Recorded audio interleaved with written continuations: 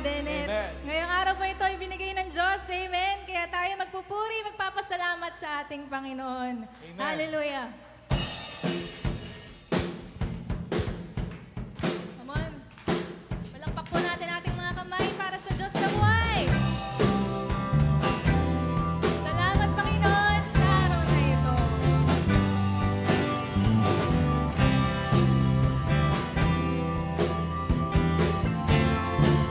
Sabay-sabay po tayo.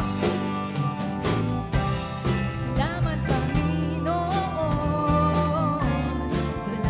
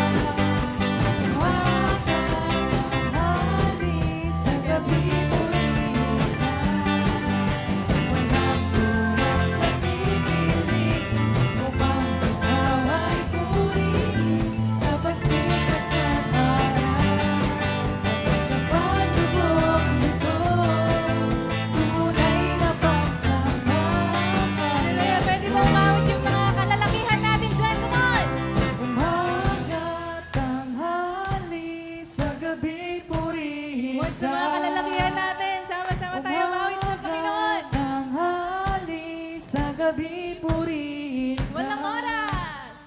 Walang oras na pipiliin upang ikaw ay purihin sa pagsikat ng araw hanggang sa paglubog nito. Tunay na pagsamba ang Papatalo ba ang ating mga alay ko? kababaihan? Come on, let's all sing! Umaga, tanghali, sa gabi purihin ka. Hallelujah! Umaga, tanghali, sa gabi purihin ka. Walang oras! Walang oras na pipiliin upang ikaw ay purihin Sa pagsikat ng araw hanggang sa paglubog nito, tunay na pagsamba ang alay ko.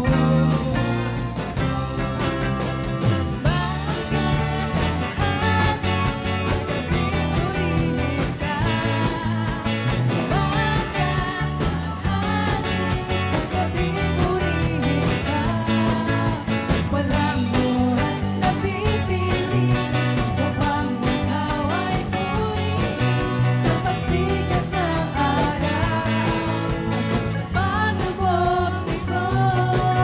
Tunay na Come on, for the last time, let's all sing!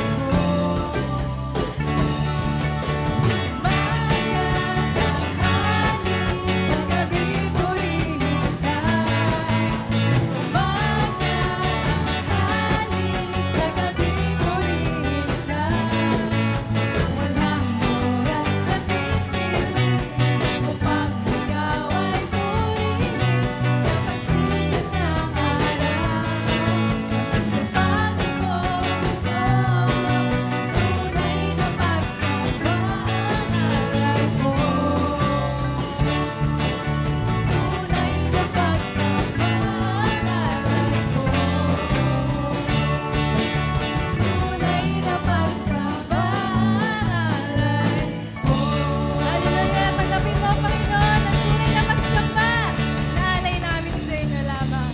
Hallelujah! Masaya po bang magpuri sa Panginoon? Say amen! Amen! Hallelujah! Patuloy po tayong magpuri sa ating Panginoon ngayon. Let's focus on the greatness of the Lord. Hallelujah, Jesus, Panginoon, marami pong salamat sa araw, Lord, na ipinagkaloob niyo po sa amin, Panginoon. Tunay na, Lord, Ikaw ang aming tunay na Diyos, Panginoon. Ang tunay namin na Diyos na tapat, Lord, sa Kanyang mga pangako, Panginoon. What a great God we have, Panginoon. Thank you, Jesus. Hallelujah, maaari po nating itaas ang ating mga kamay sa Panginoon.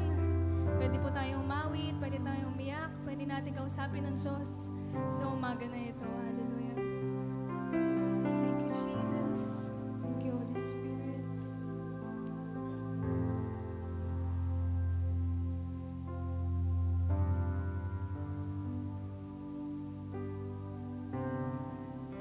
Pupurihin ka, O Diyos.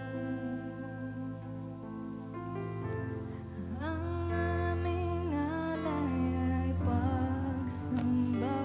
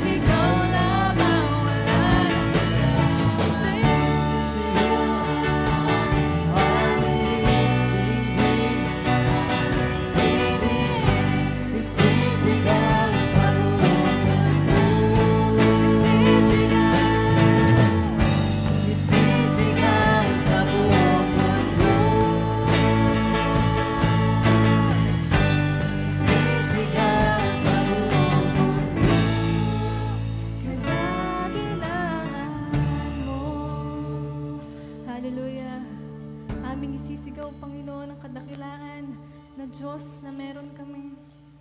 Hallelujah. Thank you, Lord, for your promises to us, Panginoon. Sa mga oras, Lord, na wala kaming masandalan, wala kaming malapitan, Lord, andyan ang mga pangako mo, mga salita mo, Lord, upang gabayan kami at nire-remind kami na hindi kami nag-iisa dahil nandyan ka. Thank you, Lord.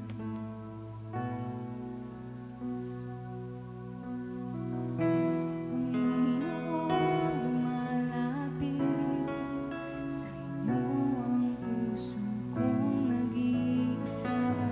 Kayo ang aking pag-asa.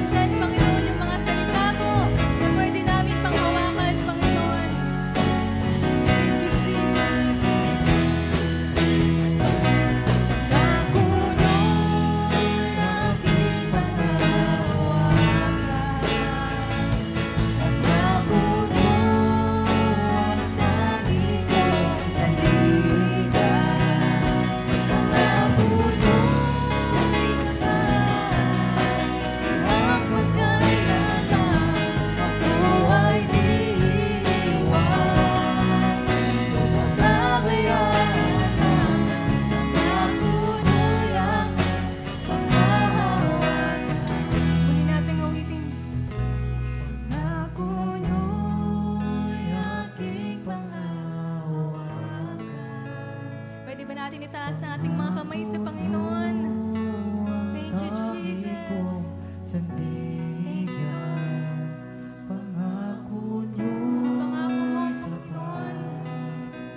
mapagkailanman ako ay Hindi kami iniwan, Panginoon. Hindi kami pinabayaan. o pababayaan man. Pangako niyo'y aking panghahawakan.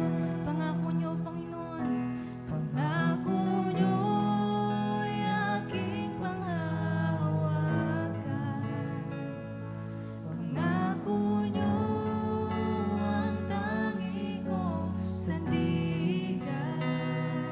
Pangako niyo'y tapat, ang magpakailanman ako ay di iiwan o pababayaan man. Pangako niyo'y aking panghahawakan. Pangako niyo'y aking panghahawakan. Pangako niyo'y aking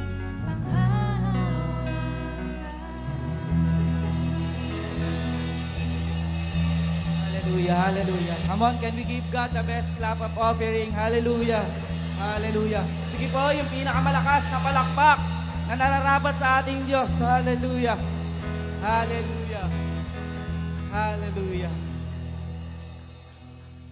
Dakilang Diyos, aming Ama, minsan pa patuloy ka namin pinupuri at sinasamba.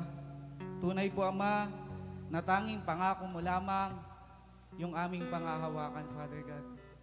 Pangako mo lamang, Panginoon, yung aming sandigan, Father God. Lord, salamat sapagkat yung mga pangako mo sa amin ay tapat, Panginoon. Na kailanman, hindi mo kami iiwan, hindi mo kami pababayaan, Father God. Salamat sa mga pangakong ito, Father God. And Lord God, right now, we thank you for this morning. Thank you, Lord, sa panibagong buhay, sa panibagong kalakasan, sa panibagong sigla, sa panibagong umaga na binigay mo nga po sa amin, Father God. Lord God, tunay na sa umagang ito, ang bawat isa sa amin ay napagpala mo na nga po, Father God. Napakabuti mo, Father God. Hindi ka nga nagkukulang kahit minsan sa buhay namin, Father God. Lord, sa oras na ito, patuloy na wini-welcome ka namin, Panginoon, ang iyong banal na Espiritu sa apat na sulok ng lugar na ito, Father God. Lord, we pray na sa area na ito, Father God, tunay na ikaw ang maghahari, Father God. Tunay na ikaw ang mangungusap sa bawat isa, Father God. Lord, sa gagawin namin pakikinig na yung banal na salita, dalangin ko, Panginoon, ng bawat isa na naririto, maging yung mga kapatid namin na nasa online. Lord, I just pray na patuloy na ihanda mo nga po ang aming mga puso, ang aming mga buhay, Father God. Lord, nawa na ang aming mapapakinggang ito, Father God, ay tunay na magbibigay sa amin ng pagpapala. Ang mapapakinggan namin na iyong salita ay magbibigay sa amin ng kagalingan. Ang iyong mga salita na aming mapapakinggan ay magbibigay sa amin ng kaligtasan at lalong higit, Panginoon, yung salita na mapapakinggan namin ay magbibigay sa amin ng empowerment, Father God. Lord God, sa oras na ito, idinudulog ko din sa iyo ang iyong anak na iyong gagamitin, Father God, ng iyong abang lingkod. Lord, dalangin ko na patuloy na langisan mo ang aking labi at patuloy na tanging salita mo lamang, Father God, ang mahayag, Father God, sa oras na ito, Panginoon. And Lord God, dalangin ko na tunay na ikaw lang ang makita, Panginoon, sa aking buhay. Lord, maraming salamat po. Patuloy na sa iyo namin pinagkakatiwala ang umagang ito. Ito ang dalangin sa pangalan ni Jesus. Amen. Praise God. Praise God. Sige po, maaari na po tayong makaupo. Isang mapagpalang umaga po sa bawat isa. Yung mga nakaranas ng pagpapala ng Panginoon, pwede ba nating minsan papalakpakan ng ating Diyos? Praise God. Hallelujah. Pwede mo bang tingnan ang iyong katabi? Ayan. Ayan. Sige, tingnan mo yung katabi at bigyan mo ng isang matamis na ngiti. Ayan. At sabihin mong, kapatid, ako'y nagagalak sapagkat kasama kita sa oras na ito. Amen. At sa oras na ito, ang bawat isa sa atin ay makakaranas ng empowering. Amen. Pwede bang ulit, inakamalakas na palakpak sa ating Panginoon? Praise God. Hallelujah. Ayan, tayo po'y dadako na sa ating pag-aaralan. So hindi na tayo magpapatumpik-tumpik pa. And alam ko bawat isa sa atin ay excited na. Amen. Amen. So patuloy pa rin po tayo sa ating tema sa buwan ng Agosto na patungkol po sa temang Fearless Rescuer. No, so the first Sunday, Pastor June nag-share sa atin patungkol sa The Mission Begins. And then the second Sunday, Pastora Jenny nag-share sa atin patungkol sa the courage to rescue. And then the last Sunday, Pastor Erwin binahagi sa atin yung patungkol sa rescue cost something.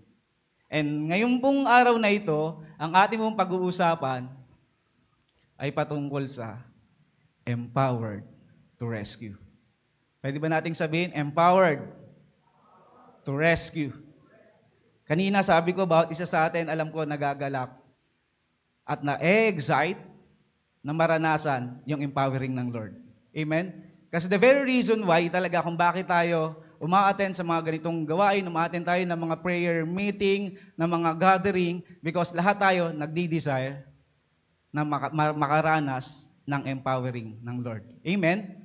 Amen po ba? And for us, para mas lalo nating maintindihan kung ano yung ibig sabihin ng empowered to rescue, atin muna itong bigyan ng kahulugan. Ayan. So according to kung atin pong aalamin yung biblical context ng empowered to rescue, ang ibig sabihin po nito, ayan po, means to be given divine strength and authority by God to deliver others from sin, spiritual darkness, and oppression, thereby bringing them into God's kingdom and a new way of life. So pag sinabi po natin empowered to rescue, ito po yung binibigyan tayo ng banal at kapangyarihan ng Diyos nang sa gayon atin pong mapalaya yung mga tao na nasa paligid natin na nababahagian natin ng salita ng Diyos, makalaya sila sa kasalanan, makalaya sila sa espiritual na kadiliman, at gayon din po yung sa kaapihan ay makalaya din sila. At lalong higit, yung empowered to rescue, ang layunin nito ay maidala natin yung ating kapwa sa God's kingdom and a new way of life. Bawat isa sa atin ako'y naniniwala na nakilala tayo kay Kristo, tayo'y nabago niya. Amen. Amen po ba? And ang layunin ng empowered to rescue, bawat isa sa atin ay hindi lang dapat manatili na tayo lang yung nakakaranas nung God's kingdom and the new way of life. So kaya pag-aaralan natin yung empowered to rescue, nang sa gayon, yung ating kapwa, yung others, ay makaranas din ng kung ano yung nararanasan nating kaligtasan ngayon. So sabi pa dito, this empowerment is not just for individual believers, but also a call to action, enabling them to serve and support others in need through kindness, support, and encouragement. So pag sinabi natin empowered to rescue, hindi lang to para sa ating individual as believers. So kaakibat, no, ang kaakibat ng pag-empower sa atin ng Lord is a call to action. Meaning, bawat isa sa atin, we really need to act. Kailangan nating hakbangan, kailangan nating kilusan yung empowering na binibigay sa atin ng Lord. Nang sa gayon, yung kapwa natin ay maranasan nila kung ano yung kagalakan na nararanasan natin. Amen? At para mas lalo nating maunawaan yung meaning o yung pag-aaralan natin ng empowered to rescue, tayo pa dadako na sa ating teksto. No? Ang ating teksto ay ating pong matatagpuan sa aklat ng Lucas, Kabanata 10, talata 25 hanggang 37. So, ating pong basahin, sabi po sa talata 25, isang dalubhasa sa kautusan ang lumapit kay Jesus upang siya'y subukin. Guro, ano ang dapat kong gawin upang magkamit ng buhay na walang hanggan? Tanong niya. 26, sumagot si Jesus, ano ba ang nakasulat sa kautusan? Ano ba ang nababasa mo roon? Sumagot ang lalaki, ibigin mo ang Panginoon mo, Diyos, ng buong puso, buong kaluluwa, buong lakas mo, at buong pag-iisip mo.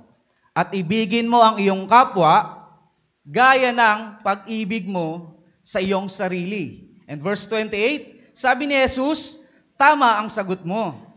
Gawin mo iyan at magkakamit ka ng buhay na walang hanggan. And sabi din po sa verse 29, upang huwag siyang lumabas na kahiya-hiya, nagtanong pa ang lalaki, sino naman ang aking kapwa? Sumagot si Jesus, may isang taong naglalakbay mula sa Jerusalem papuntang Jericho. Hinarang siya ng mga tulisan, hinubaran, binugbog, at iniwang halos patay na. Nagkataong dumaan doon ang isang paring Hudyo. Nang makita ang taong nakahandusay, lumihis siya at nagpatuloy sa kanyang paglalakad. And verse 32, dumaan din ang isang Levita. Ngunit nang makita niya ang taong binugbog, lumihis din ito at nagpatuloy sa kanyang paglalakad. Verse 33, ngunit may isang Samaritanong naglalakbay na napadaan doon. Nang makita niya ang biktima, siya'y naawa. And verse 34, nilapitan niya ito, binuhusan ng langis at alak ang mga sugat at binendahan. Pagkatapos, isinakay niya ang lalaki sa kanyang asno at dinala ito sa bahay panuluyan upang maalagaan siya doon. Kinabukasan, binigyan niya ng 2 salaping pilak ang namamahala ng bahay panuluyan at sinabi, alagaan mo siya at kung higit pa riyan ang iyong magagastos, babayaran kita pagbalik ko. At nagtanong si Jesus, sa palagay mo, sino kaya sa 3 ang naging tunay na kapwa ng taong hinarang ng mga tulisan? And lastly, verse 37, ang sagot nung dalubhasa sa kautusan, ang taong tumulong sa kanya. Tugon ng dalubhasa sa kautusan. Kaya't sinabi sa kanya ni Jesus, kung gayon, humayo ka at ganoon din ang gawin mo. Ang Diyos po ang magpapala sa pagbabasa ng kanyang buhay, banal at makapangyarihang salita. Yung ating pong binasa ay patungkol po ito sa Good Samaritan. So maybe some of us ay familiar na po dito sa parable na to. So ating pong idadissect or ating hahati-hatiin yung talata na ating binasa. Actually, meron dalawang part lang siyang hinati. So yung una, hindi ko siya naisama dito, pero yung una matatagpuan natin sa talata simula 25 hanggang 29. So yung unang part ng text na binasa natin ay patungkol sa the question behind the question. O yung tanong sa likod ng katanungan. Parang nakakalito, ano? So yun po yung unang part dito sa text na binasa natin na Lucas chapter 10, beginning verse 25 to 37. So sabi po dyan, kung babalikan natin yung verse 25, makikita natin dyan, a lawyer asked Jesus, what must I do to inherit eternal life? So sinabi dyan, verse 25, isang dalubhasa sa kautusan ang lumapit kay Jesus upang siya'y subukin. Tinanong niya, ano ang dapat kong gawin upang magkamit ng buhay na walang hanggan?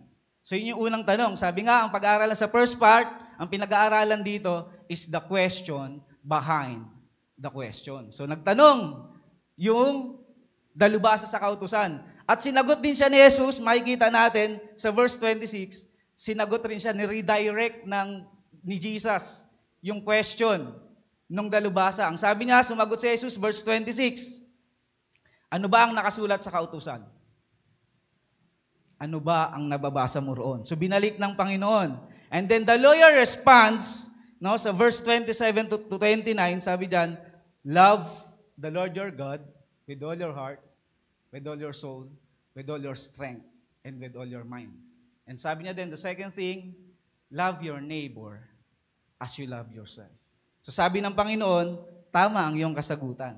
So para hindi mapahiya itong dalubhasa sa kautusan, kasi usually talaga pag mga lawyer, talagang dalubhasa yan pagdating sa batas. So para hindi mapahiya ito, tinanong niya muli ang Panginoong Jesus. So sabi niya, tinanong niya ulit dun sa first part, sabi niya, sino ang aking kapwa? So binalik niya. Sabi niya, who is my neighbor? So sinagot ng Panginoon yung tanong ng dalubhasa na ito sa pamamagitan ng parable. So yun yung second part ng ating pag-aaralan, yung parable. So yung key insight natin dito sa first part, sabi dito, yung lawyer, he wasn't looking for truth. No, kasi matalino siya eh. Dalubhasa siya sa kautusan. So hindi na siya naghahanap pa nung katotohanan. Ang gustong malaman nung dalubhasa na ito ay kung ano yung limit dun sa gusto niyang malaman. Sabi niya dito, he wasn't looking for truth, he was looking for limits. But love doesn't ask, how far do I have to go? It asks, how much can I give? Pag nagmamahal tayo, hindi naman natin iniisip kung saan tayo tutungo eh. Tama ba yung mga nagmamahal? May naka-experience na ba dito magmahal? O si Kuya Joffer pa lang? Na pag nagmamahal tayo, hindi natin iniisip kung saan tayo tutungo. Actually, hindi natin iniisip kung saan tayo papunta. Pero ang iniisip natin na nagmamatter ay kung ano yung kaya nating ibigay. Kasi hindi ka pwedeng magmahal nang hindi ka nagbibigay. Amen? Pero kaya mo magbigay kahit hindi ka nagmamahal. So, laging kaakibat ng pagmamahal yung pagbibigay. Amen? So, yun. So, papasok na tayo sa second part. So dito sa the parable, ang tinutukoy dito ay ito, sa second part. The parable, love that crosses boundaries. Parang ang sarap, no? Parang ang sarap pakinggan. Yung pag-ibig na kayang tawirin yung kahit anong limitasyon. Yung pag-ibig na kayang tawirin yung kahit anong hangganan. Sino yung nagnanais na makaranas ng ganon? No? Sino yung ganun? Ako, nararanasan ko yun eh. Napaka-bless ko kasi sa wife ko. Ayan, so, patuloy po tayo. Dito po, sa parable of the Good Samaritan, so, ipinapakita dyan yung love that crosses boundaries. Para mas lalo natin siya maintindihan, atin pong ipakilala muna yung mga character dyan sa parable na yan. So, first character natin dyan,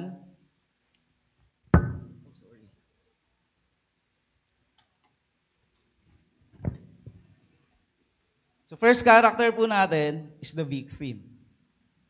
No? So yung victim dyan, so makikita natin yan sa verse 30. No? Sabi po dyan sa verse 30, ayan. Sumagot si Jesus, may isang taong naglalakbay mula sa Jerusalem papuntang Jericho. So yung first character sa parable ng the Good Samaritan is the victim. So sino ba yung victim? So sa victim, ito yung nabugbog, hinubaran, at iniwang halos patay. So yung unang karakter na pinapakita sa parable of the Good Samaritan is the victim. And yung victim na to, it represents anyone in desperate need. So yung pinapakita dyan, yung victima, maaring yung victima dyan na tinutukoy dyan sa parable na yan, ay yung kapitbahay mo. Marahil yung biktima na tinutukoy dyan ay yung kapatid mo.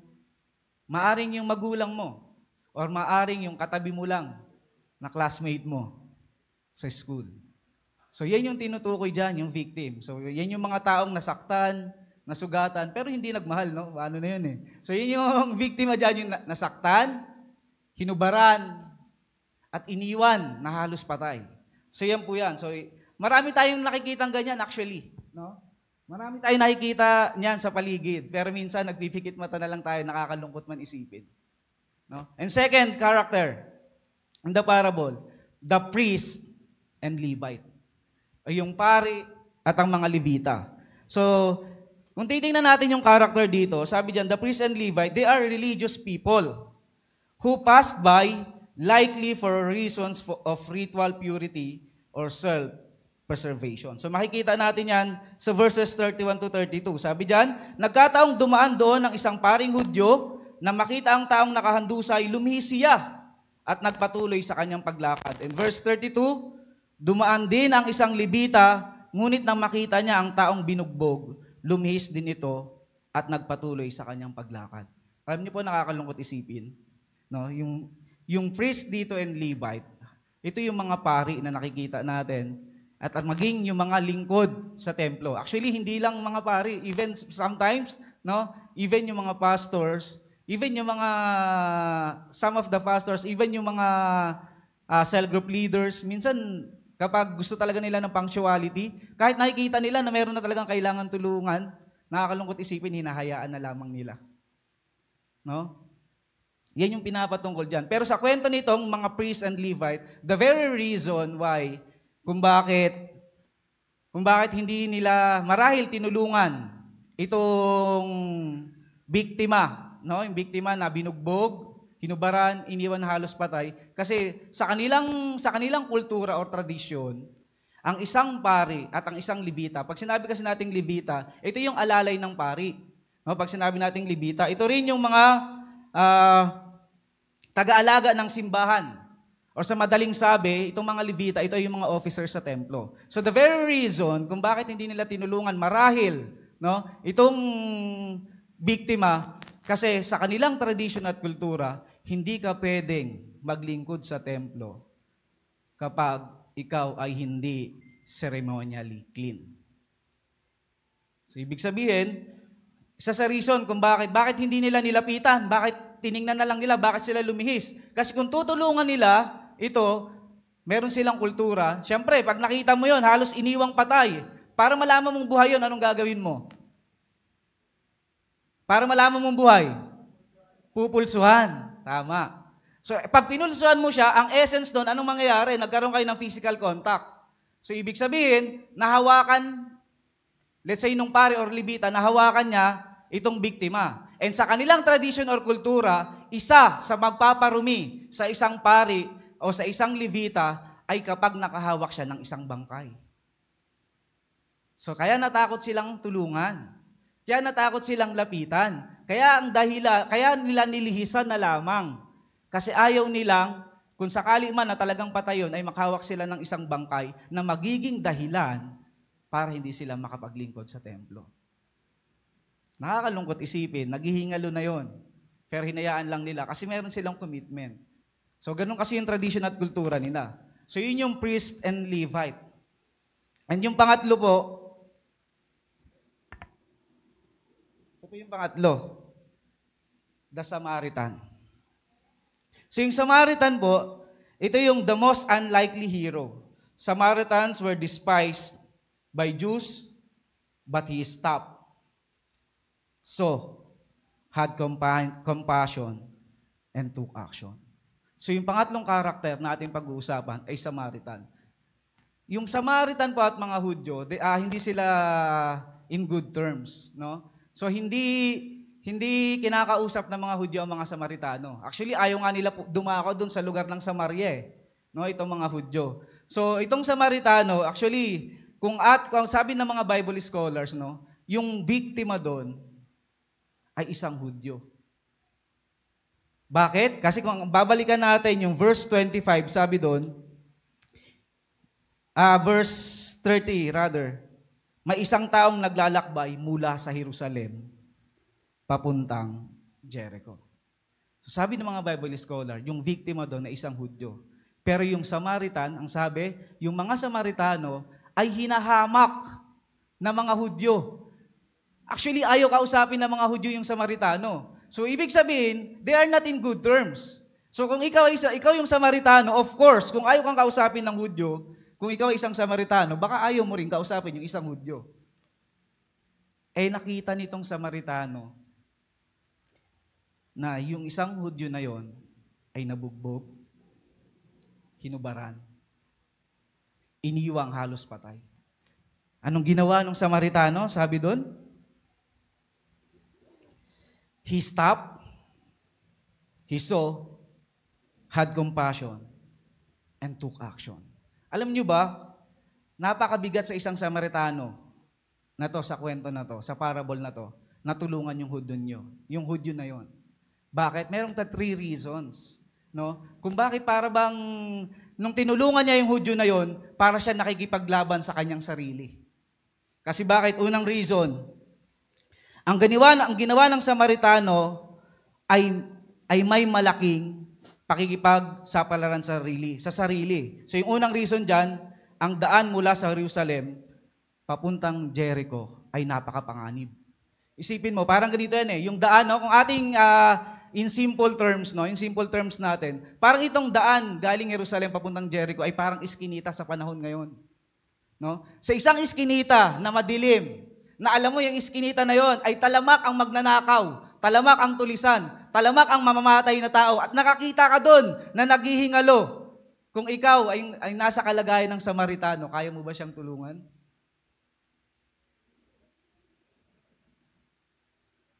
Kaya nating mag-sacrifice? Kaya nating iisang tabi, knowing na yung lugar na yon, yung pupuntahan mo, yung tutulungan mo sa lugar na yon, napakadaming magnanakaw. Napakadaming tulisan. Napakamapakanib. Pero yung Samaritano, ginawa niya pa rin. Tinulungan niya.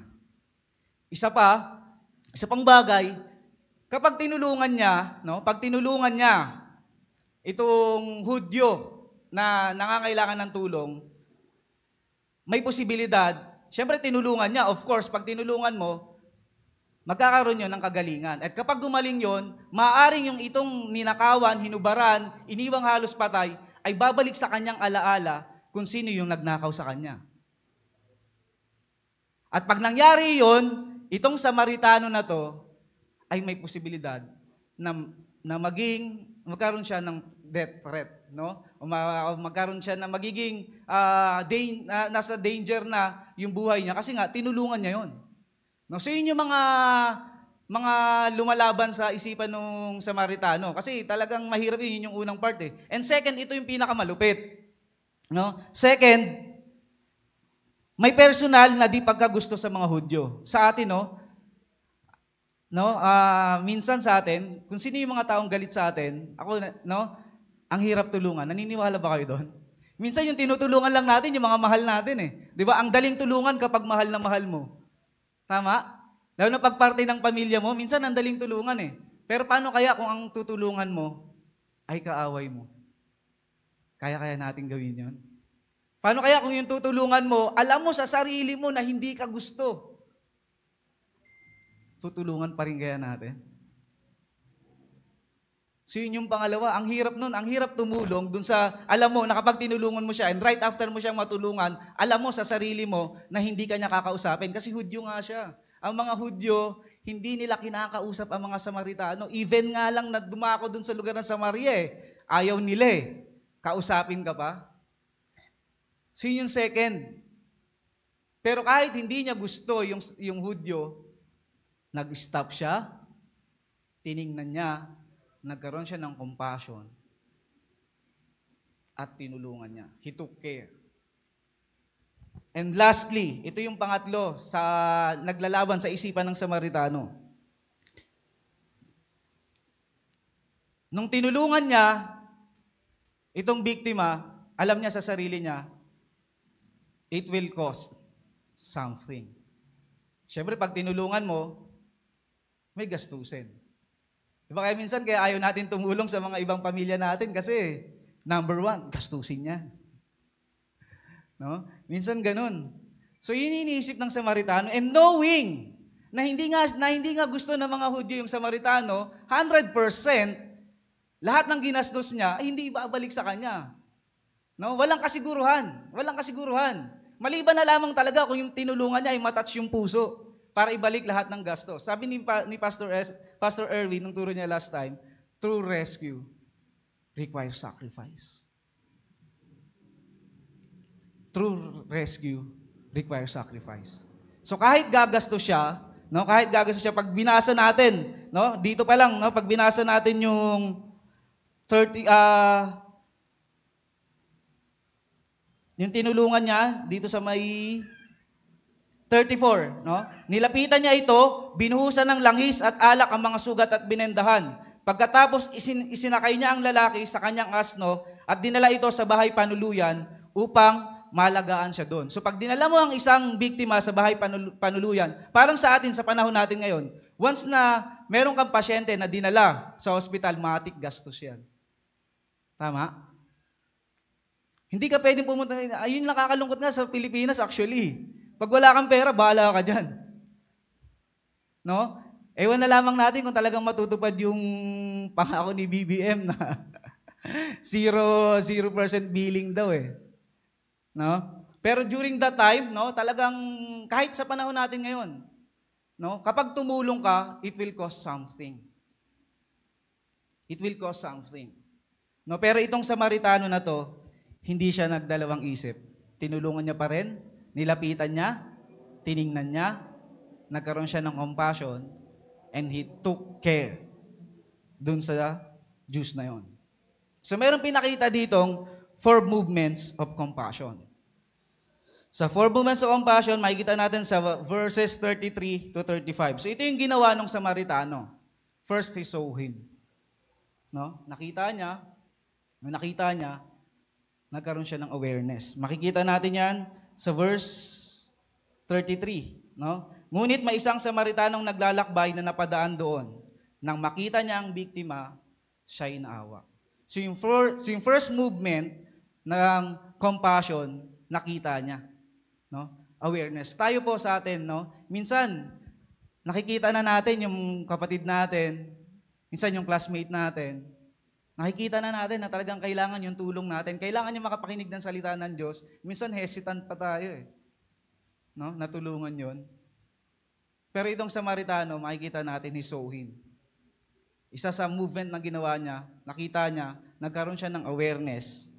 No? Nagkaroon siya ng kamalayan, pagkabatid na yung taong yon ay kailangan siya. And pangalawa, hindi lang niya nakita, nagkaroon siya ng compassion. Nagkaroon siya ng emotional engagement. And number 3, he went to him. No? He went to him, physical presence.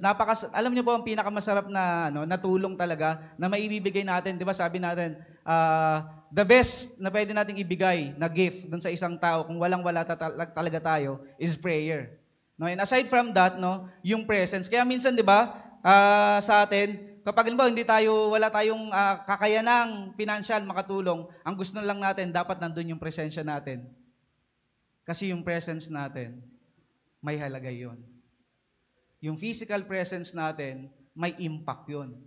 Yung physical presence natin, dun sa nangangailangan ng tulong, ay pwedeng mag-boost ng moral sa panahon na namumroblema siya, nahihirapan siya, nasusugatan siya, nasasaktan siya. And number 4, he took care of him. He took care of him. Kahit na meron siyang 3 kadahilanan na para hindi tulungan, no? Hindi tulungan yung Hudyo na yon, ginawa niya pa rin. Final movement niya, he took care of him. And not just he took care. Kung babasahin pa natin doon sa verse 35, sinabi niya pa, ito pa yung sinabi sa verse 35, hindi niya lang inalagaan, hindi niya lang binuhusan ng langis, hindi niya lang dinala sa bahay panuluyan. Sa verse 35, ito pang ginawa niya.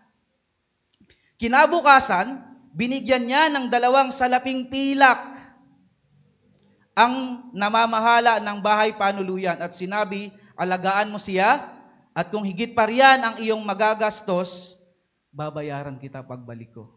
Grabe. No? Grabe yung ginawa nitong Samaritano. Nag-cost talaga, not just something. No? Nag-cost talaga ng bigger thing yung pagtulong niya. He took care of him. Ang ginawa nito is ongoing investment. Alam niyo po sa atin, no, as a Christian, napakasarap yung nag-i-invest ka sa gawain ng Lord. Amen. Ang sarap yung nag-i-invest ka na makapag-share ng Word of God. Ang sarap yung nakakapag-invest ka dun sa mga tao na nababahagian mo kasi alam mo yung investment na yon kahit kailan hindi mananakaw sa'yo. Amen.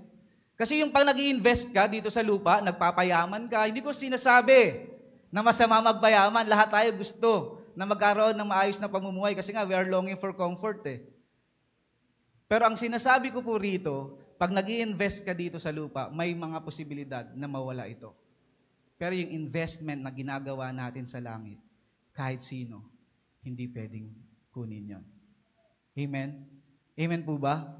Kaya dapat tayo, bawat isa sa atin, talagang mag-take time tayo, hakbangan natin na kapag-invest tayo sa langit, hindi lamang dito sa lupa. Amen po ba? And the challenge, ito po yung challenge. Sabi doon, sa huling verse na binigay ni Jesus, no, Jesus ends with a simple but revolutionary command. Go and do likewise. Sabi po yan sa verse 37. So yung first point natin dyan sa challenge, this isn't just a story about kindness. It's about kingdom living. Yung parable of the Good Samaritan, hindi lang siya basta isang kwento patungkol sa kabaitan. Ito ay patungkol sa kingdom living. Pag sinabi po natin kingdom living, it living in accordance with the principles and values of God's kingdom as exemplified by Jesus Christ. So yung challenge natin dito, no? This is not just a story about kindness. It's about kingdom living. Every time na tumutulong tayo, no, every time na tumutulong tayo sa kapwa natin sa nangangailangan ng tulong, pinapakita natin na yung ginagawa natin yon ay accordance dun sa God's value. No, accordance, no, nagre-reflect yon sa Diyos natin. Yung ginagawa natin pagtulong, nagre-reflect yon sa Diyos na sinasamba natin. Yung ginagawa natin pag-abot dun sa mga hindi nakakapakinig ng salita ng Diyos, nagre-reflect yon sa kung sino yung Panginoon na sinasamba natin. And second point, it's about recognizing that mercy is not optional in the life of a disciple. No? Yung mercy, pag-discipling bilang isang Kristiyano, dapat yung habag, yung awa, dapat hindi yan optional. No? Dapat yan laging choice natin. Hindi siya option. It must be choice. Alam niyo sa sikreto ni Ate Chi, naalala ko, lagi niya to sa aking pinapaalala nung panahon na early stages pa lang kami nung magkarelasyon kami. No, yung secret daw, sabi niya sa akin, lagi niya sa akin sinasabi, siguro nag-iisip siya na baka mawala ako sa landasin na gusto niyang tahakin namin eh. So meron siyang dalawang lagi sa akin pinapaalala. So dalawang sikreto daw para magkaroon ng love that will last na till infinity runs out. Lagi niya ganyan sinasabi. No? Yung pagmamahal daw na kayang mag-last hanggang sa dulo ng walang hanggan. Dalawa lang yung sekreto. Sabi niya yung una, ito madali ito kasi sabi niya, ito madali ito, Han. Kasi meron tayo nito. Sabi niya, God-centered relationship. So madali yun sa amin kasi parehas kami Christian. Pero yung second, yun yung mahirap.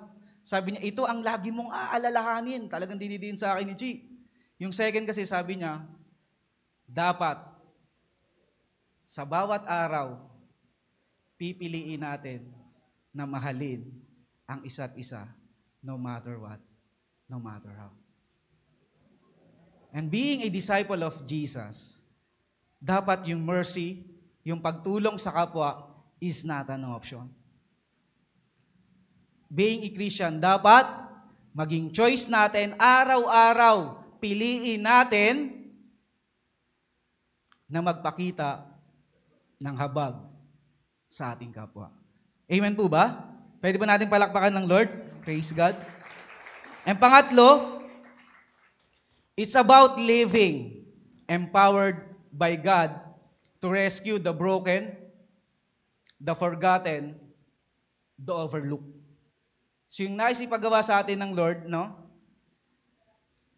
Kaya niya tayo ine-empower para i-rescue yung broken, yung forgotten, at yung na-overlook. So yun yung challenge. So kailangan nating i-take yung challenge na ito. And for our application, yan. So how are we empowered to rescue?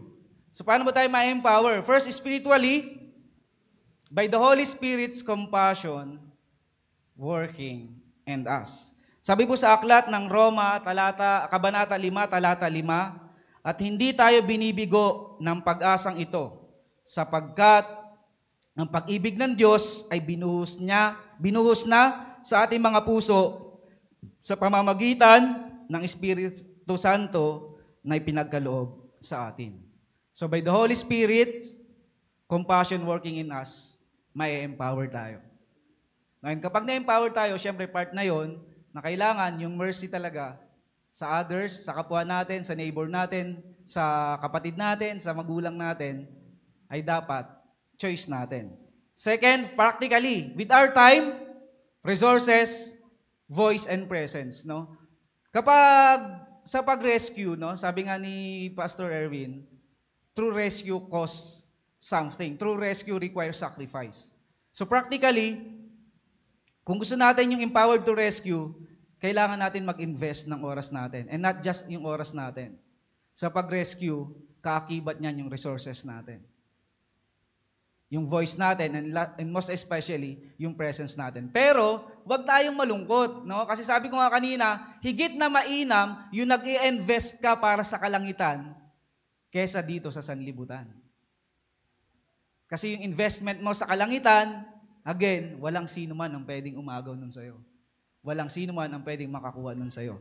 And third, relationally, by stepping into uncomfortable spaces and loving those unlike us. Kahit mahirap, kahit parang nakakapanibago, mahalin yung mga taong hindi natin gusto, hakbangan natin yung comfort zone natin. Mahalin natin sila kahit ayaw nila. Ibigin natin sila kahit hindi gusto nila. Tulungan natin sila kahit pa, no? Sabi nga dun sa parable, hindi niya alam kung mababalik yung tulong mo eh. Pero tulungan pa din natin sila. Stepping into uncomfortable spaces and loving those unlike us. And pangapat, missionally. As a Christian, dapat ito na talaga yung pananaw natin eh. Seeing rescue as central to our calling. Sabi ko nga, pag ini-empowered ka ng Lord, hindi lang yun yung feeling. No? Kailangan call into action yun. No? Pag ini-empower ka ng Lord, hindi mo lang yun mararamdaman. Tawag yun para gumawa ka. Tawag yun para kumilos ka. Ang calling natin, not just to save souls, but restoring lives. Kaya nga yung mga cell group leader natin, no? Kahit gaano sila ka-busy, no? Kahit gaano sila, ang dami lang pinagkakabalahan, ang dami lang ginagawa sa buhay, naglalaan pa rin talaga sila ng mga panahon para maalagaan, masharean, yung mga inaalagaan nila. Kasi they not just want to save yung kaluluwa na yon, but gusto nila ma-restore yung lives nun. And dapat, yun yung mission natin. Dapat yun yung tumitimo sa puso't isipan natin as a Christian, yung rescue sa mga unchurched people, yung pag-rescue dun sa mga hindi pa nakakakilala sa Panginoong Yesus, dapat yun yung sentro ng calling natin. Amen? Amen po ba? Pwede po bang malakas na palakpak sa Panginoon? And ito na po, conclusion. Mabilis lang kasi talaga siya. So, sa conclusion po, sabi po dyan, Jesus is the true Good Samaritan. He saw us broken, crossed the divide, and gave Himself to rescue us. Napakabuti po ba ng Diyos? Napakabuti po ba ng Panginoong Jesus? Sobrang napakabuti niya po. Siya yung totoong Good Samaritan. Isipin nyo nakita niya tayong broken. Nung nakita niya tayong broken, nakita niya tayo na mapapahamak tayo, He crossed the divide. Ang Panginoong Jesus, nagkatawang tao, kahit Diyos siya, nagkatawang tao para lang ma-rescue tayo. At hindi lang yon, ang ginawa niya pa, He gave Himself to rescue us. Isa sa reason kung bakit nandito tayo ngayon, bakit tayo masaya, bakit tayo nagagalak, bakit tayo nakakaranas ng kaligtasan, kasi merong Jesucristo na nag-rescue sa atin. Amen? Merong Panginoong Jesus na naging daan para magkaroon tayo ng kaligtasan. Second po, when we show mercy, we reflect His mercy.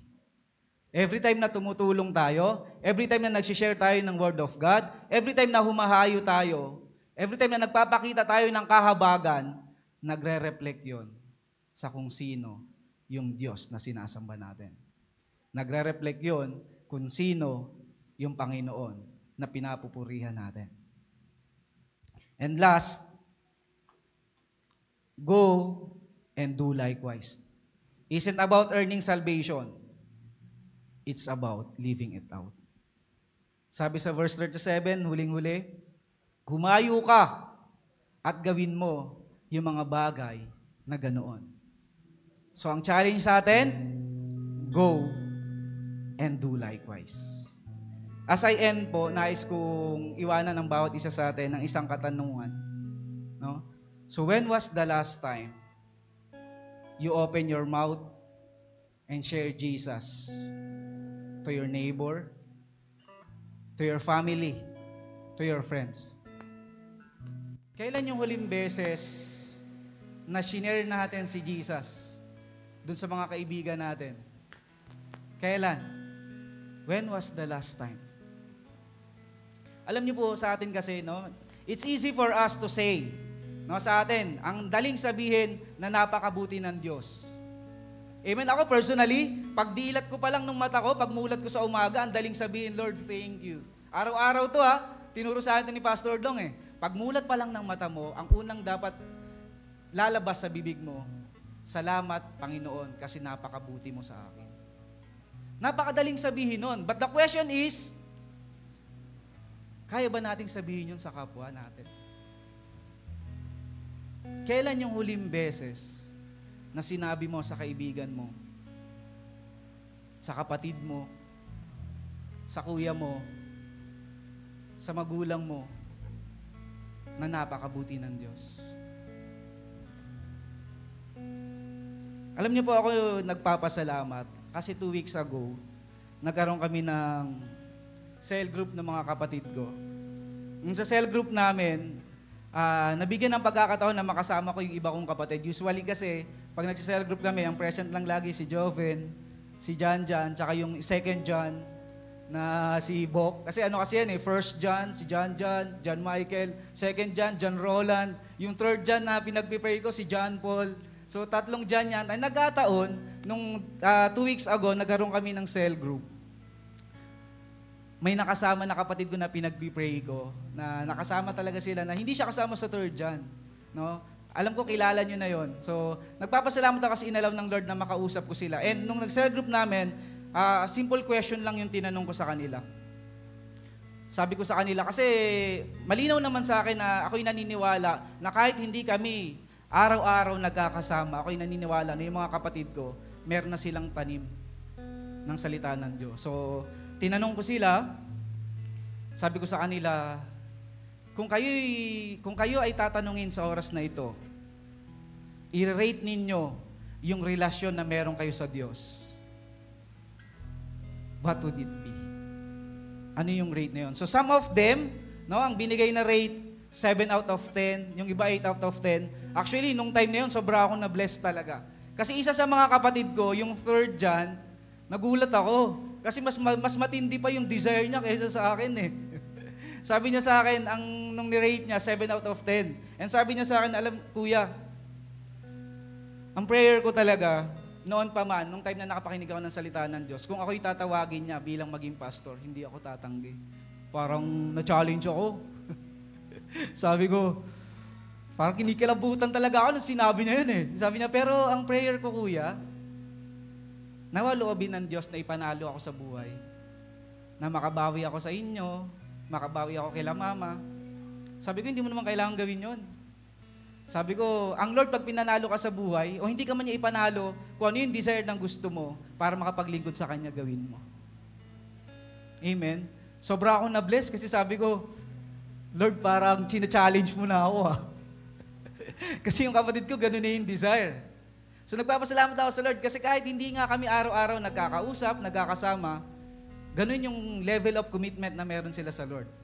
And yung huli ko pong cell group na sumagot, marahil yung iba sa inyo kilala ito, he is the joker of the family. No? So alam ko nanonood siya ngayon. No? Yung kapatid ko na to, hindi ko lubos akalain na yung i-rate niya sa sarili niya. Nagulat talaga ako kasi yung kapatid ko na ito, hindi mo makikita na namumroblema siya. Hindi mo makikita na bigat-bigat na pala yung feeling niya. Pero nung nagsalita na siya, Hindi pa siya nagsasalita, umiiyak na. Yung family pa naman namin pag umiiyak, parang mga dinosaur. Pero alam niyo ba, nung umiiyak na siya, di talaga lahat kami, nandun kami sa milk tea siya, milk tea yan, na parang mag-iiyakan. Pero wala na kami pakialam. Kasi yung kapatid namin yung bihira lang magsalita. Hindi nga niya sinasabi na may problema siya, pero that time, nung sinagot niya, sabi niya sa akin, Kuya, kung i-rate ko yung relasyon na meron ako sa Diyos ngayon, kahit alam kong siya yung Lord ko, kahit alam ko na meron tayong Kristo, 2 out of 10 lang ako. Nung narinig ko yun talagang, sabi ko, parang nadudurog yung puso ko. Ang daming panahon na lumipas, na I didn't even know na gano'n na pala yung feeling niya.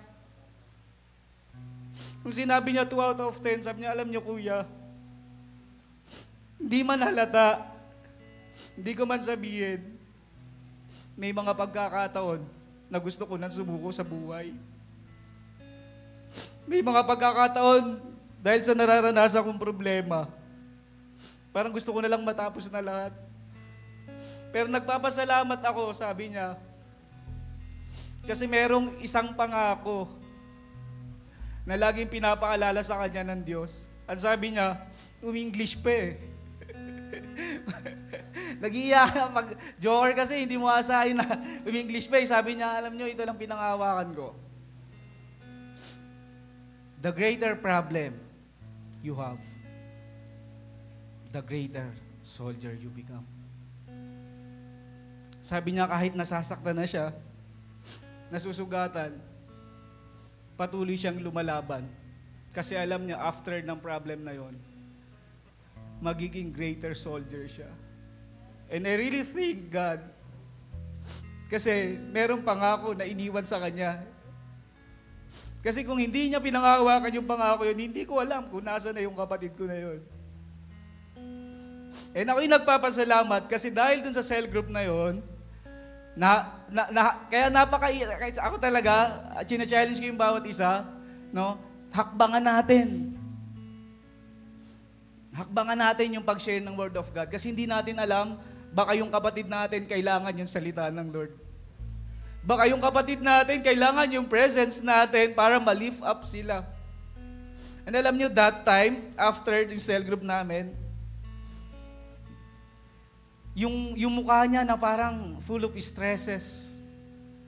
Yung mukha niya na parang binagsakan na ng mundo after nung cell grouping namin, na-refresh siya. Na-redirect siya.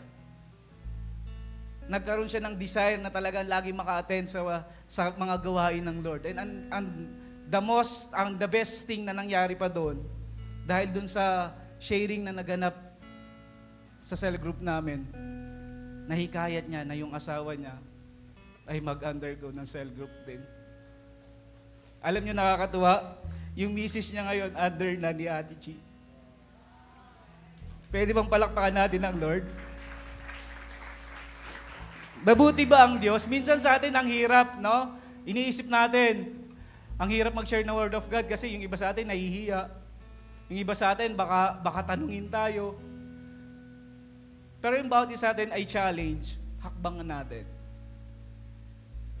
Umalis tayo dun sa comfort zone natin kasi hindi natin alam na baka yung taong masishare natin, yung Word of God na mapakikinggan niya, yun na pala yung huling pag-asa na pwede niyang kapitan para bumangon pa.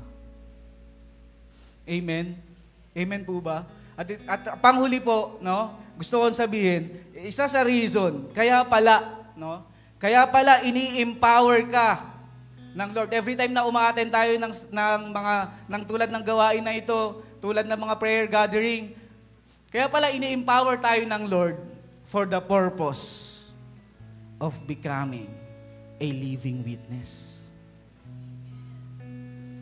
Hindi lang pala kaya tayo ini-empower ng Lord para mapagtagumpayan yung mga problema sa buhay.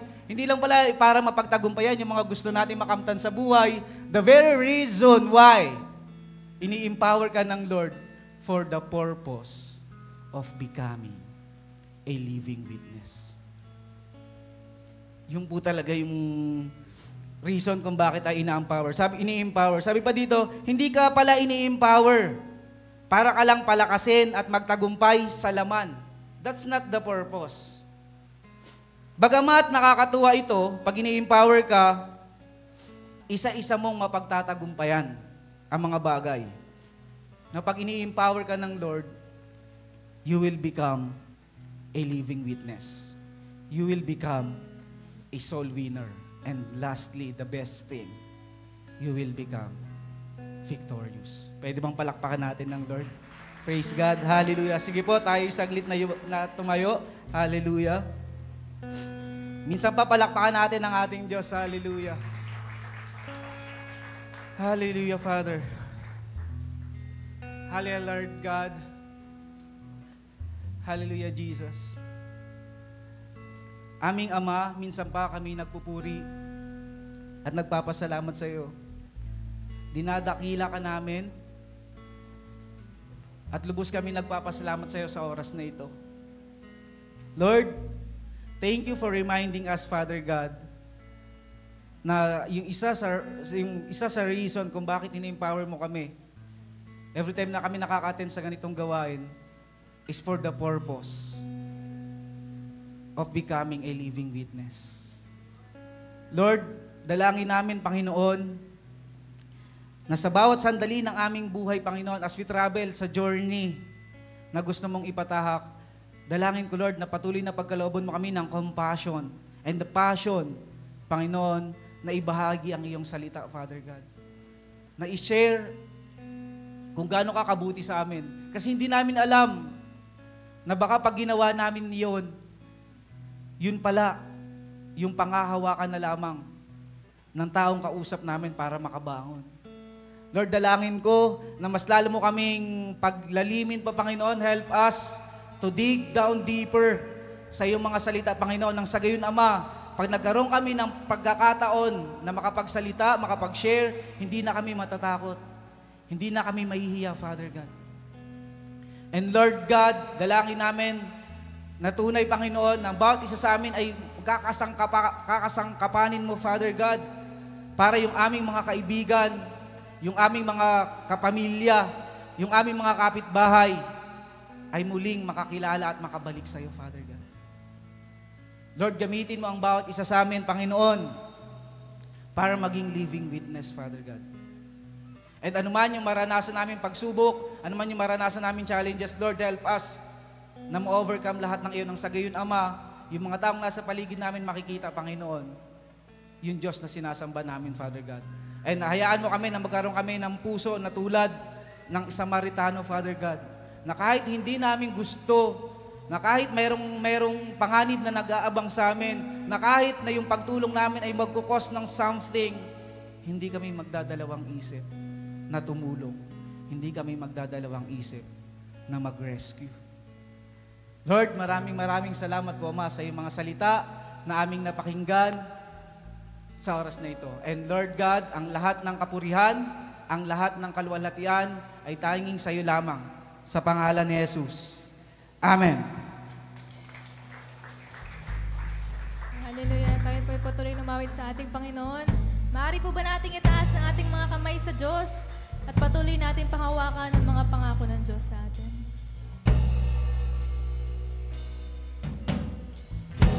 Panginoon, lumalapit sa iyo ang puso kong nag-iisa. Kayo ang aking pag-asa. Panginoon, tugon sa aking dalangin, tapat kailan pa man.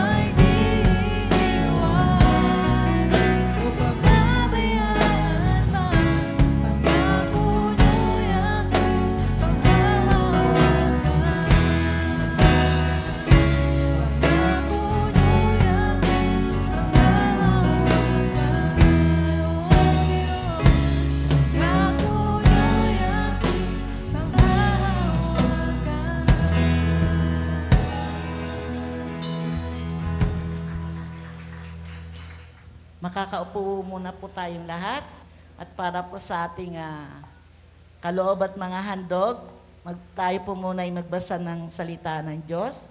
Makikita po natin sa Joshua 1:8, ang sabi po doon, huwag mong kaliligtaang basahin ang aklat ng kautusan. Pagbulay-bulayin mo iyon, araw at gabi, upang matupad mo ang lahat ng nakasaad doon. Sa ganon, magiging masagana at matagumpay ang iyong pamumuhay. Pagpalain ng Diyos ang kanyang salita. Tunay nga na sa paggawa natin ng kalooban ng Diyos, naroon yung pangako ng Panginoon na tayo ay makakaasa ng kasaganaan. Ang verse na ito is conditional dahil sabi doon, kailangan basahin muna natin. Tayo ay magbasa ng kanyang salita, ating itong i-meditate araw at gabi, at para malaman natin lahat ng nakasaad dito, then and only then, magkakaroon tayo ng masaganang buhay, magiging prosperous, at magiging successful. Paano ba tayo pinagpapala ng Diyos? God blesses the work of our hands. Ang mga kamay na to, pinagpapala ng Panginoon sa lahat ng kanyang mga binibigay sa atin para maibalik natin yung portion, yung dapat na para sa Kanya. At ang Panginoon Diyos, binibigay niya ang araw, ang ulan, pinagyayaman niya ang ating paligid, ang ating mga tanim, binibigyan niya tayo ng magandang kalusugan, at yung ability na magkaroon tayo ng kayamanan, yung abilidad na magkaroon tayo, na kumita tayo. So, lahat ng pagpapala ay nanggagaling sa Diyos. At ang kanyang desire, ang kanyang kalooban, ay para ibalik natin sa pamamagitan ng pasasalamat, yung ating mga kaloob at mga handog. So, ang pagbibigay ay hindi sa pilitan, kundi ito ay paraan ng pasasalamat natin mula sa pagpapala ng ating Panginoong Diyos. Amen? So, lahat po ba tayo ay handang magbigay, handang magkaloob? So, tatandaan po natin ang salitang ito ng Joshua 1:8. So, bago ka, nandun yung pangako ng Diyos bago ka mapagpala ng lubos, kailangan bumalik ka sa salita ng Diyos. Ito ay iyong i-meditate, ito ay iyong pag-aralan, pagbulay-bulayan mo ito upang makita mo ano ba yung inilalaan ng Diyos para sa iyo at para sa akin. Ano ba yung pangako ng Diyos para sa iyo at para sa akin. Sige po, habang tayo ay naghahanda, tumayo po tayo at tayo ay manalangin. Hallelujah. Panginoon Diyos, dakila at banal, maraming salamat po, Panginoon, sa iyong salita, O Lord God. Tunay nga, O Lord, yung pagmamahal namin sa iyo, yung paggalang namin sa iyo, Panginoon, yung pagtitiwala namin sa iyo, Panginoon, ay buong puso at kaluluwa, Panginoon, na inihahandog po namin ang aming buhay, O Lord God. Tunay nga, O Diyos, sa mga oras na ito, Lord God, nakikita mo po ang desire ng bawat isa, O Lord God. Tunay nga, Lord, maraming salamat sa pagpapala mo, Panginoon. Maraming salamat, Panginoon, sa paggamit mo sa bawat isa sa amin para maging channel of blessing, Panginoon. Para maging recipient, Panginoon, na yung pagpapala. At Lord, naibigay din namin sa aming mga kapwa, Panginoon, yung pagpapala na pinagkaloob mo sa amin. Lord, tunay nga na ikaw, Panginoon, yung Diyos na pinanggagalingan ng lahat ng meron kami, Panginoon. Kaya sa mga oras na ito, Lord, sa aming pagbibigay na aming tithes and offering, Panginoon, tunay nga, Lord, bless the work of our hands, O Lord God. Bless our coming ins and going outs, Panginoon. Ang lahat ng kabuhayan na meron kami, Panginoon. Ang lahat ng trabaho na meron kami, Panginoon. Ang lahat, Panginoon, ng pinagkakaloob mo sa amin, O Lord God. Tunay nga, O Diyos, Maraming salamat sa iyong pagpapala, Panginoon. At bilang ganti, Lord God, binabalik namin ng may buong pasasalamat, Panginoon, ang mga binigay mo sa amin, Panginoon. Lord, hindi kami magsasawa, Panginoon, sa paghahandog sa iyo, Panginoon, dahil we acknowledge that you are the source of everything that we have. Maraming salamat po, Ama. Sa iyo namin binabalik lahat ng papuri at pasasalamat sa pangalan ni Jesus. Amen and amen. Pwede na po tayo magkaloob sa ating Panginoon Diyos.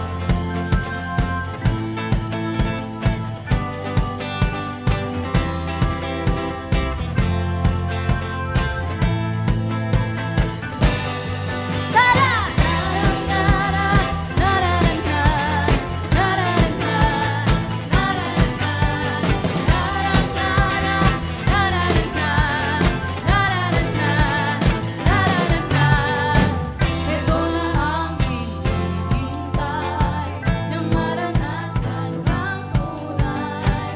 Sigaw ng puso at damdamin, ikaw ay purihin dahil walang iba. Pwede po ba tayong tumayo? At bigyan natin ng papuri ang ating Panginoon Diyos. Walang iba. Halina tayo'y magpuri sa Kanya.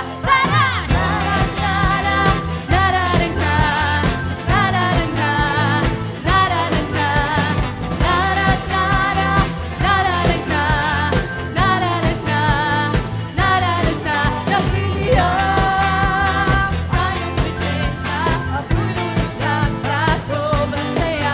Nagliliyab ang iyong presensya, ako'y sisigaw malaya na. Hallelujah!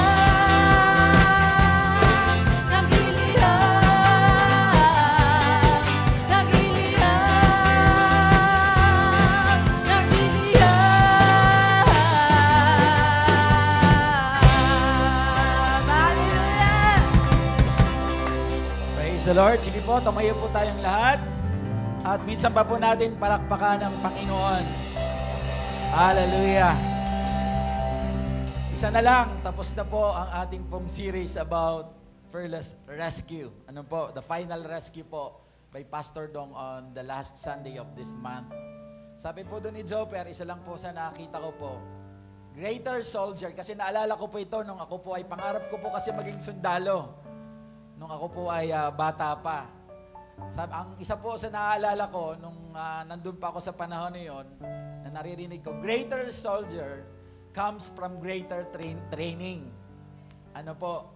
So, ang reason pala ng Diyos, ultimately po, yung empowering po ng Diyos ay binigay niya sa atin when He deposited unto us the Holy Spirit. That's why sabi po ng Book of Acts 1:8, when you receive the Holy Spirit, you will be my witnesses. Kasi kaya tayo ini-empower para maging living witness po tayo. Ano po? So, ang banal na Espiritu na binigay sa atin, yun po yung nagbinigay sa atin ng Diyos na empowering. Pero ginagamit din po ng Diyos yung mga testing in our lives para po maging tayo po ay ma-equip at ma-empowered po. Kaya po pag may mga pagsubok sa buhay, kailangan natin siyang i-welcome at ipagpasalamat because may plano ang Diyos para i-empower ka for a greater purpose. Amen po. Kaya po, ang mga totoong Kristiyano, kahit may pinagdadaanan, hindi mo mahalatang may pinagdadaanan. They are just undergoing the training. Parang yung pong, pag nagpe-prayer and fasting ka, hindi halata na gutom ka na. Pero ang totoo kasi kumakain ka. Joke lang po.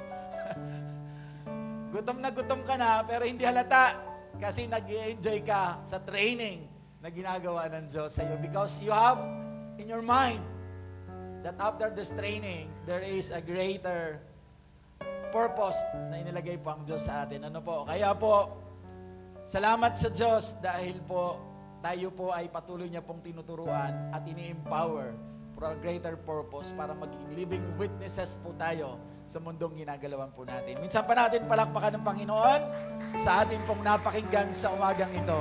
Hallelujah! Empowered to rescue. At isa pa sa naalala ko bago ako manalangin, yung mission natin. Ayoko tong makalimutan.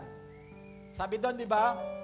Yung mission doon na sinabi sa atin ni Brother Joper, seeing rescue as a central of our calling, not just by saving soul, but by restoring lives. Ang ganda nun.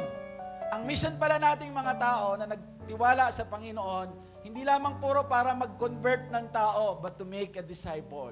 The only way to be restored the lives of people is to become disciple of Christ. Nandoon ang totoong restoration sa pagiging disciple of Christ. Ano po? Kaya po, magpasakop tayo sa kapangyarihan ng Diyos. Magpa-disciple po tayo para totally ma-restore po ang buhay natin. Ayon po sa plinano ng Diyos, bago ka pa niya nilikha at pinalabas dito sa lupa. Amen po? Ang ganda po nun. Kaya ngayon, wag po natin kakalimutan ang mission pala natin, seeing rescue as the central of our calling, not just by saving people, but by restoring the lives of these people. Meaning, pag dinala mo siya sa Panginoon, hindi mo lang siya dadalhin sa altar para tumanggap sa Panginoon, kundi tutulungan mo siya na ma-restore ang buhay niya sa pamamagitan ng pagdidisciple mo sa Kanya, maging disipulo siya ni Kristo. Ang ganda, di ba? Yun po ang ating pong mission. Kaya tayo po ay mananalangin na lagi po yun ipalala sa atin ng Diyos para lagi pong kompleto ang araw po natin sa bawat hininga na binibigay po sa atin ng Panginoon. Tayo po ay manalangin. Banal at mapagpalang Diyos, nagpupuri at nagpapasalamat kami, Panginoon, sapagkat patuloy mo po na pinapaunawa sa amin ang kahalagahan po ng buhay na pinagkatiwala niyo po sa amin. Higit sa lahat, ang renewed life that you have given to us, Lord, when we surrendered our lives unto you and accept you, believe in you, that you are our Savior, the Lord Jesus Christ. At dalangin namin, Panginoon, sapagkat ang plano po ninyo sa amin ay hindi lamang po kami maligtas, kundi higit sa lahat, kami po ay maging kamanggagawa po ninyo, maging disipulo po ninyo, upang maging living witness kami sa mga tao sa paligid po namin, upang marami pong tao ang madilim ang kanilang kinalalagyan, ay madala po namin sa liwanag ng pagmamahal po ninyo, Panginoon. Kaya hayaan mo, Lord, na sa patuloy po naming pagpapalakas, sa patuloy po naming pagpapasakop sa banal na Espiritu, at sa patuloy po namin pagpapalalim, dalangin po namin, Lord, na ito po'y hindi po maging intellectual belief lamang, kundi ito po'y maging gawi po ng bawat isa sa amin, sapagkat ang tunay pong resulta, Panginoon, ng pakikipagniig sa inyo ay hindi lamang head knowledge, but a heart knowledge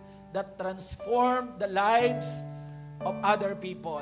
Kaya Lord, ito po ang dalangin namin. Salamat sa mga pagsubok na patuloy mo pong pinapahintulot na maganap sa amin, sapagkat ito ang iyong paraan upang patuloy kaming i-train, patuloy kaming i-empower for a greater purpose, Panginoon, nang sa gayon ma-fulfill po namin ang pagkatawag niyo po sa bawat isa sa amin bago ka po bumalik or bago kami bumalik, Panginoon, sa iyo. Kaya Lord, salamat po sa buhay po ni Brother Joffer na ginamit niyo po sa aming kalagitnaan upang ituro sa amin ang biblical insights and principles about empowering to rescue. That you have empowered us, Lord, for a purpose of rescuing other people, Panginoon. Patuloy namin dalangin na sa empowering na ginagawa mo sa Kanya, Panginoon, gagamitin mo siya mightily, not only for His entire family, but even, Lord, doon po sa mga tao na nais po ninyong marating niya at maibalik sa paglilingkod sa iyo sa pangalan ni Jesus.